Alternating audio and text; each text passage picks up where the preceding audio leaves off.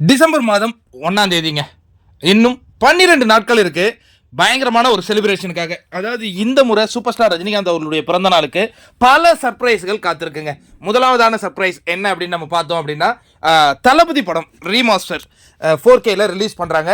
செமையான ஒரு தேட்டரிக்கல் எக்ஸ்பீரியன்ஸாக இருக்க போகுது. ஏன்னா இந்த படம் வந்து அவ்வளோ ஒரு ரசிகர்களுக்கு பிடித்த படம், மக்களுக்கு பிடித்த படம், மிகப்பெரிய அளவில் வரவேற்பை பெற்ற படம். இதை வந்து இப்போ இருக்கிற அந்த தியேட்டர்ஸில் நம்ம போய் பார்க்கும்போது என்ன மாதிரியான ஒரு எக்ஸ்பீரியன்ஸ் கிடைக்க போகுது அப்படிங்கிறது செமையான ஒரு எக்ஸ்பெக்டேஷனாக காத்துக்கிட்டு இருக்கோம்.